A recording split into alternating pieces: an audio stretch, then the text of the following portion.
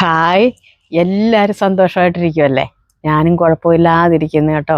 നമ്മൾ തമ്മിൽ കണ്ടിട്ട് ഒരുപാട് നാളായില്ലേ. ഞാൻ കുറേ ദിവസങ്ങളായിട്ട് ഇവിടെ ഇല്ലായിരുന്നു. ഞാൻ ഇടുക്കിയിലായിരുന്നേ. ഒരു അത്യാവശ്യ കാര്യമായിട്ട് കുറേ ദിവസങ്ങൾ, ഒരു 10-20 ദിവസമായിട്ട് ഞാൻ ഇടുക്കിയിൽ തന്നെയായിരുന്നു. പക്ഷേലുണ്ടല്ലോ, ഞാൻ നിങ്ങളെ കാണിക്കാനായിട്ടും വീഡിയോ ചെയ്യാനുമായിട്ടൊരു സംഭവം പറിച്ചെടുത്ത് വെച്ചിരുന്നു. പക്ഷേ ഞാൻ പോന്നപ്പോൾ ഉണ്ടല്ലോ, കൊണ്ടുവരാൻ മറന്നുപോയി. ഞങ്ങളുടെ ഇടുക്കി, കോട്ടയം അതിനടുത്തുള്ളവർക്ക് എല്ലാവർക്കും തന്നെ അറിയാവുന്ന ഒരു സംഭവമാണ്. എന്നാന്ന് ചോദിച്ചിട്ടുണ്ടെങ്കിൽ, ഞങ്ങളുടെയൊക്കെ നാട്ടിൽ ഗർഭിണികളായി കഴിഞ്ഞാലും കുഞ്ഞുങ്ങൾ ജനിച്ചു കഴിഞ്ഞാലും പിന്നെ ഞങ്ങൾ സ്കൂളിലൊക്കെ പോയിക്കൊണ്ടിരിക്കുമ്പോഴുണ്ടല്ലോ, അപ്പോൾ എന്തെങ്കിലുമൊക്കെ പഠിച്ചിട്ടില്ലെങ്കിൽ അടി കിട്ടാതിരിക്കാൻ ഇത് തമ്മിലിങ്ങനെ കൂട്ടിക്കെട്ടി നമ്മുടെ എല്ലാ ആവശ്യങ്ങൾക്കും ഉപയോഗിക്കുന്ന ഒരു സാധനമായിരുന്നു ഇത്. അതിൻ്റെ പേരെന്നാന്ന് ചോദിച്ചാൽ പാണൽ. ഇത് നിങ്ങൾ ആരെങ്കിലും കണ്ടിട്ടുണ്ടോ ഈ പാണൽ? പക്ഷേങ്കിൽ ഇവിടെ എവിടെയെങ്കിലൊക്കെ കാണിച്ചു തരാമെന്ന് വെച്ച് കഴിഞ്ഞിട്ടുണ്ടെങ്കിൽ ഞങ്ങളുടെ ഈ ചുറ്റുവട്ടത്ത്, അതായത് ഈ ആലപ്പുഴ വയലാറൊന്നും ഞാൻ ഈ സാധനം കണ്ടിട്ടില്ല കേട്ടോ. പാലാ, കോട്ടയം ആ സൈഡിലോട്ടൊക്കെ ചെന്നാൽ റബ്ബർ തോട്ടത്തിൽ ഇത് മാത്രമേ ഉള്ളൂ. ഇതിങ്ങനെ ഒരു കുറ്റിച്ചെടി പോലെ ഇത്രച്ചേയും പൊങ്ങി പൊങ്ങി പൊങ്ങി, ചിലതൊക്കെ എന്ന് പറഞ്ഞാൽ നല്ല വളക്കൂറൊക്കെ ഉള്ളിടത്താണെങ്കിൽ ഒരു ഇത്രയൊക്കെ ഇങ്ങനെ പൊങ്ങിയൊക്കെ നിൽക്കുവേ. അതിന് ഇതിൻ്റെ സീസൺ സമയമൊക്കെ കഴിഞ്ഞാൽ ചെറിയ ചെറിയ കാകളും ഒക്കെ ഉണ്ട്. ഇതിന് ഒരുപാട് ഗുണങ്ങളുണ്ട്. വാതമൊക്കെ ഉള്ളവർ കുളിക്കാൻ നേരത്ത് ഇതിൻ്റെ കുറച്ച് ഇല പറിച്ചിട്ട് ഇലയും തണ്ടും ഒക്കെ കൂടെ ഇട്ട് വെന്ത് കുളിച്ച് കഴിഞ്ഞാലൊക്കെ ഉണ്ടല്ലോ, വാതത്തിനൊക്കെ നല്ല ശമനം കിട്ടും. അതുപോലെ തന്നെ ശരീരത്തിലെ നീർക്കെട്ടിന് ശമനം കിട്ടും.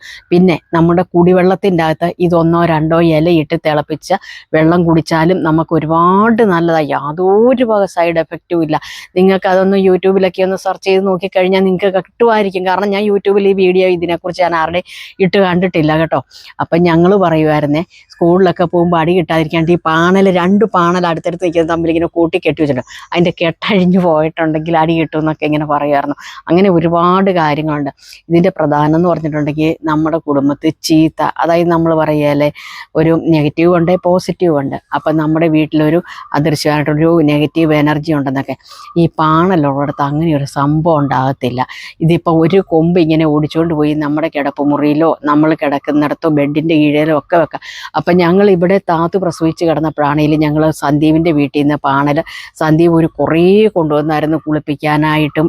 അതുപോലെ തന്നെ ഞങ്ങൾ കൊച്ചിൻ്റെ തൊട്ടിയുടെ ഇങ്ങനെ കൈവരിയയിലോട്ട് ഇങ്ങനെ 1-2 ഇങ്ങനെ കെട്ടിവെക്കും. പിന്നെ അതുപോലെ തന്നെ താത്ത് കിടന്ന ബെഡിൻ്റെ അടിയിലും ഒക്കെ ഞങ്ങൾ ഇട്ട് വെച്ചേക്കുമായിരുന്നു. അപ്പോൾ അത്രയ്ക്കും നല്ല സാധനമാണ് ഈ പാണൽ. പിന്നെ പാണൽ കൊണ്ട് വേറെ ഉള്ളൊരു ഉപയോഗം എന്നാന്ന് ചോദിച്ചാൽ, ഞാൻ വലിച്ചു നീട്ടിയൊന്നും കാര്യം പറയുന്നില്ലെന്ന്. എല്ലാ വീഡിയോയിലും ഞാൻ കുറേ ആൾക്കാരുടെയൊക്കെ വീഡിയോ ഇപ്പോൾ ഈ 10-20 ദിവസമായിട്ട് വെറുതെ ഇരുന്നപ്പോൾ ഒക്കെ കണ്ടിട്ടുണ്ട്. അപ്പോൾ ഒരുപാട് പേരുടെ കമൻറ്റ് വന്നത്, നിങ്ങൾ വലിച്ചങ്ങോട്ട് നീട്ടിക്കൊണ്ട് പോകാൻ, നിങ്ങൾ 1-2 വാക്കിൽ കാര്യം പറ, ഇത് ഞങ്ങൾക്ക് ബോറടിക്കുന്നതെന്ന്. പക്ഷേ ചില വീഡിയോയിൽ ഞാൻ പറയട്ടെ, നമ്മൾ വലിച്ചു നീട്ടാല്ല വ്യക്തമായിട്ട് കാര്യം പറഞ്ഞു തരാമെന്നില്ലെങ്കിൽ നിങ്ങൾക്ക് മനസ്സിലാകുന്നില്ല.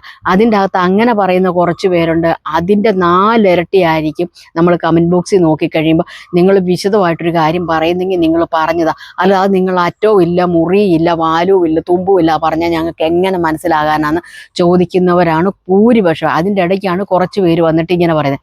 എന്നിട്ട് ഈ പറയുന്നവരെന്താ ചെയ്യുന്നത്? ഫുള്ള് ആരും വീഡിയോ ഇട്ടില്ല. ഇപ്പം ഞാനായിക്കോട്ടെ മറ്റുള്ളവരായിക്കോട്ടെ ഇട്ട് കഴിഞ്ഞിട്ടുണ്ടെങ്കിൽ എന്താ ചെയ്യുന്നത്? എളുപ്പം നീങ്ങിങ്ങനെ തട്ടി മാറ്റിയിട്ട് എവിടെയാണ് മെയിൻ പോയിന്റ് എന്നുള്ളത് നോക്കിയിട്ട് പോയി അത് ചെയ്ത് കഴിയുമ്പോൾ അതിനൊട്ടും ഫലം ഒട്ടുണ്ടാകാനും പോകുന്നില്ല. അപ്പോൾ അതുകൊണ്ടാണ് ഞാൻ പറയുന്നത്, ഏതൊരു വ്യക്തി വീഡിയോ ഇട്ടാലും നമുക്ക് ആവശ്യമുള്ളൊരു വീഡിയോ നമുക്ക് തോന്നിയാൽ അത് നമ്മൾ സ്കിപ്പ് ചെയ്യാതെ നമ്മൾ ഫുള്ളെ കണ്ടു തീർക്കാനായിട്ട് നിങ്ങൾ ശ്രമിക്കണം. അപ്പം നമ്മൾ ഒരു പാണൽ, നിങ്ങൾക്കിപ്പോൾ ഒരു വീട് പണി നടക്കുന്നില്ല, അപ്പോൾ ഒരു മുടങ്ങിക്കിടക്കുന്ന ഒരു കാര്യം നിങ്ങൾക്ക് സാധിക്കാനായിട്ടുണ്ടെങ്കിൽ നിങ്ങളൊരു 10 പൈസ നിങ്ങൾ ഒരിടത്തും പോയി നിങ്ങൾ കളയാൻ നിൽക്കണ്ട കേട്ടോ. അപ്പോൾ എന്താണെന്ന് ചോദിച്ചിട്ടുണ്ടെങ്കിൽ, നിങ്ങൾ ഈ ഒരു പാണൽ എന്ന് വെച്ച് കഴിഞ്ഞാൽ വലിയ മരം കണക്കുള്ളത് വേണ്ട. മരം കണക്ക് ഇതാകത്തില്ല.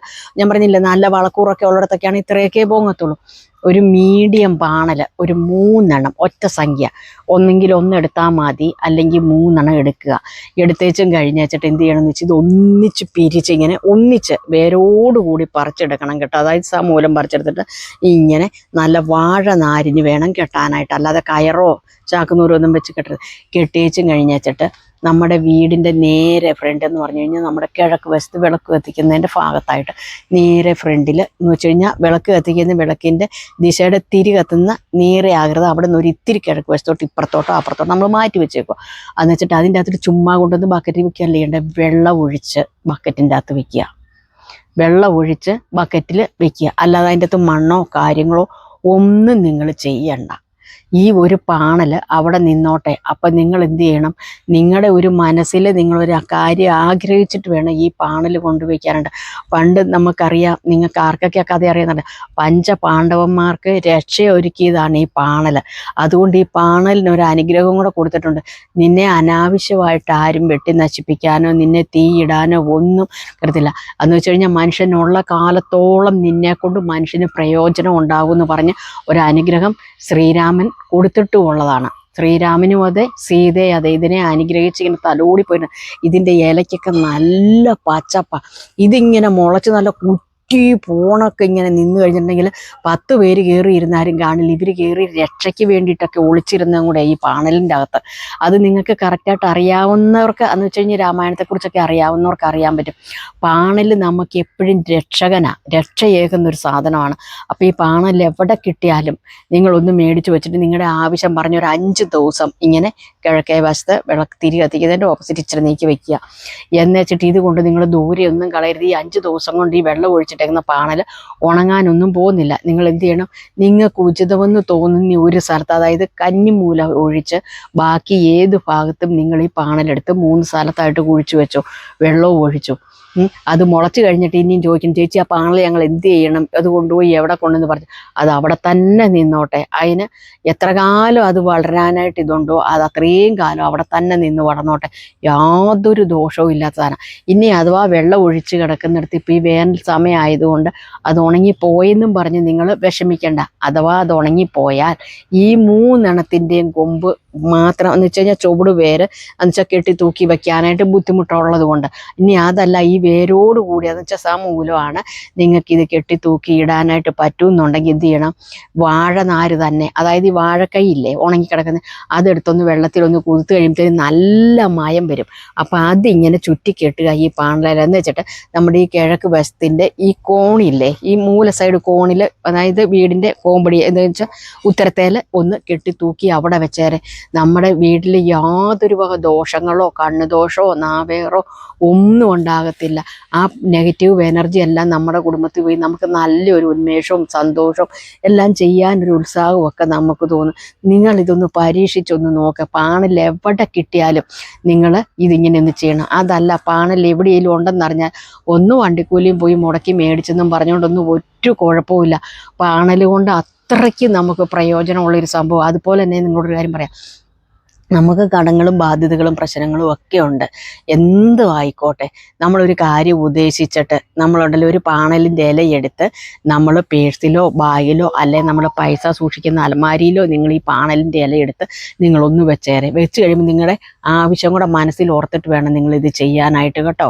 അതുപോലെ തന്നെ നിങ്ങളുടെ കിടപ്പുമുറിയിൽ എന്തെങ്കിലും അദൃശ്യ ശക്തിയുടെ സാന്നിധ്യത്തിൻ്റെയോ ഒരു തോന്നൽ നിങ്ങൾക്കൊണ്ട് ഒരു നെഗറ്റീവ് എനർജി ഫീൽ ചെയ്യുന്നുണ്ടെങ്കിലും ഇതുപോലെ തന്നെ നിങ്ങൾ കിടക്കുന്ന ബെഡിൻ്റെ അടിയിൽ ഒരു പാണലിൻ്റെ ഇല അങ്ങോട്ട് പറിച്ചിട്ടേരെ.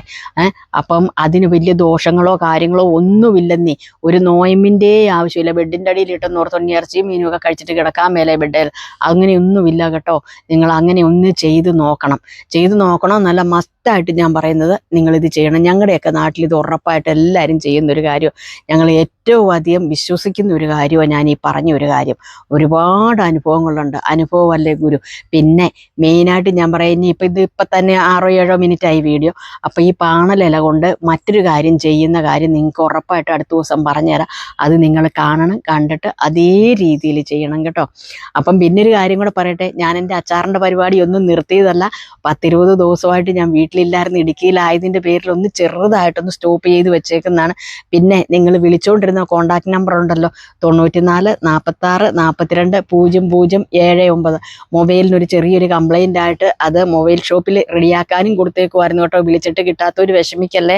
അപ്പം നാളെ തന്നെ മൊബൈൽ മേടിച്ച്, നാളെ സൺഡേ ആയിട്ട് പറ്റില്ല, തിങ്കളാഴ്ച മൊബൈൽ മേടിച്ചിട്ട് നമ്മൾ വീണ്ടും പരിപാടി തുടങ്ങുന്നതാണ്. അപ്പം വീണ്ടും നിങ്ങളുടെ എല്ലാവരുടെയും സപ്പോർട്ടും അനുഗ്രഹവും ഉണ്ടാകണം കേട്ടോ. നിങ്ങളുടെ എല്ലാവരുടെയും സപ്പോർട്ട് ഉണ്ടെങ്കിൽ എനിക്ക് ആ ബിസിനസ് മുമ്പോട്ട് കൊണ്ടുപോകാൻ പറ്റുള്ളൂ.